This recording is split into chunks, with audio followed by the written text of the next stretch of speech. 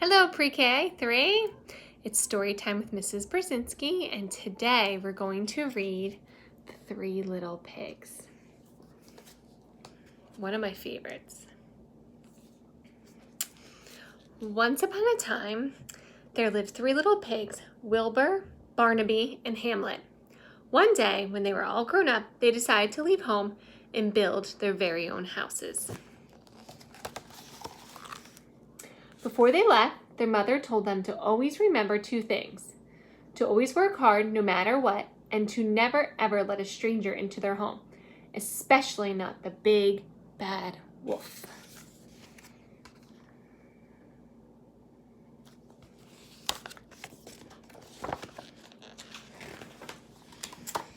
Each brother had a different idea of a perfect house, so they each decided to build their own home. They found a perfect clearing in the forest where they could all live side by side. Then they spent the rest of the afternoon gathering the items they needed. Barnaby was the laziest brother. He wasn't interested in working very hard and just wanted to build his home the quickest and easiest way. He gathered straw from a nearby field and hastily put his house together in one day. Does that look strong? I don't know, we'll see. Hamlet was a bit more practical. He knew that straw was very weak, so instead he gathered all the sticks he could find in the forest and tied them together.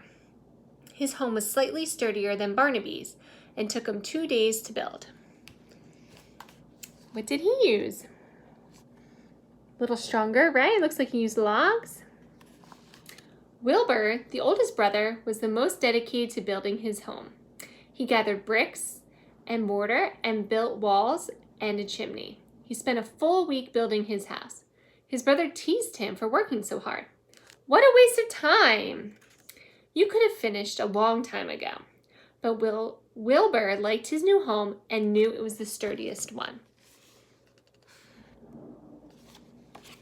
So we'll have to see. Let's see.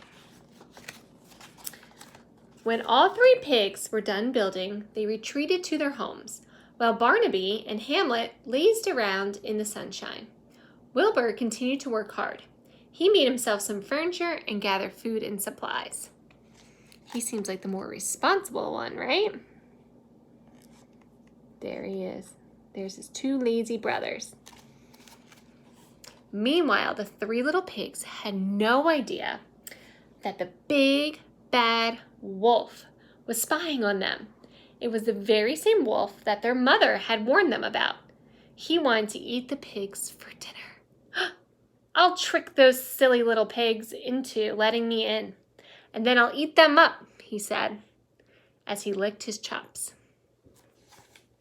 There he is. He looks sneaky, doesn't he?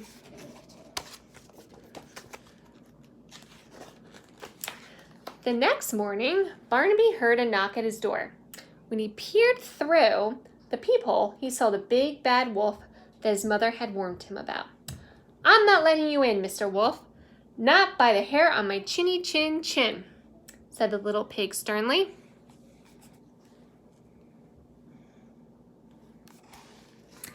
The wolf had a very bad temper and didn't like to be refused. Then I'll huff and I'll puff and I'll blow your house down, cried the angry wolf. And with one big breath, Barnaby's straw house collapsed. How do you think he feels now his home is gone? Let's see what happens next. The frightened pig scurried next door to his brother Hamlet's stick house. The big bad wolf just blew my house down, Barnaby sobbed.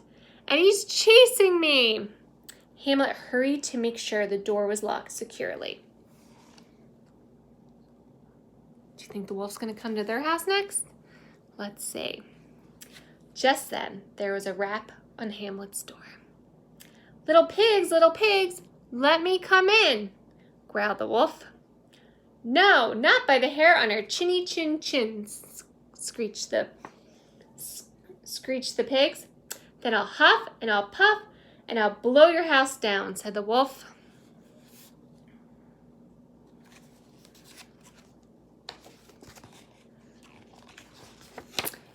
And that's just what they did. The two brothers were scared. Then they ran to Wilbur's brick home as fast as they could.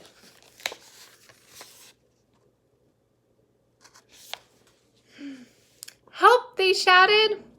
"The big bad wolf is coming." They told Wilbur that the wolf had blown both their houses down. Then they heard a knock at the door. Who do you think it is? Are they going to hit Wilbur's house next? Let's see. By the time he reached Wilbur's house, the wolf was very hungry. "I'll huff and I'll puff and I'll blow your house down," the wolf yelled. The wolf huffed and he puffed, and then he huffed and he puffed some more, but the brick house didn't budge. Furious, the wolf searched for another way into the house.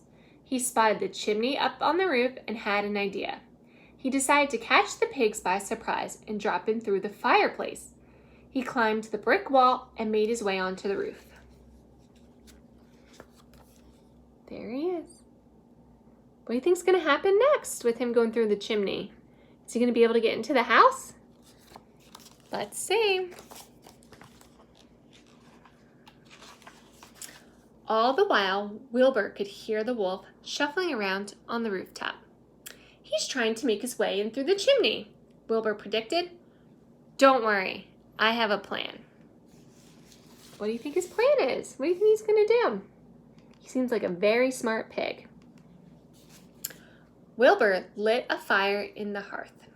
Soon a great fire was blazing in the fireplace. "What good will a fire do at a time like this?" Barnaby asked. What do you think's going to happen? The wolf's up there in the chimney. What do you think?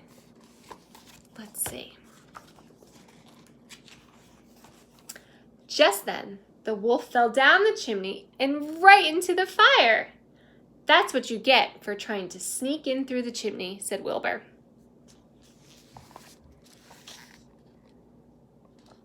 The wolf howled in pain and ran out the front door. The three little pigs squealed with delight and locked the door behind them. Look at his tail on fire. Do you think he learned his lesson? Do you think he's going to bother those pigs again? Let's see. The wolf ran deep into the forest, his tail ablaze, and jumped in the lake.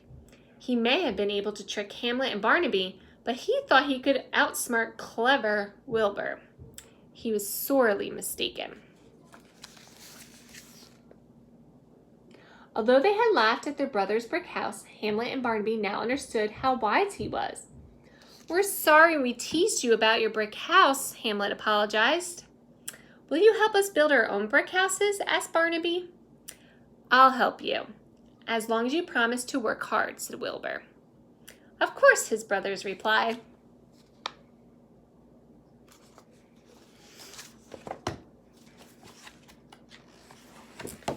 From that day forward, the three little pigs worked hard at everything they did. They never heard from the big bad wolf again.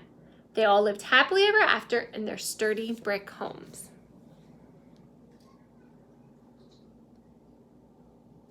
The end. That was a good story, wasn't it? The big bad wolf learned his lesson, and the two little pigs learned their lesson, and their brother Wilbur was a very smart pig and helped them out. I hope you enjoyed this story. Have a great day, Pre-K. Talk to you soon. Bye.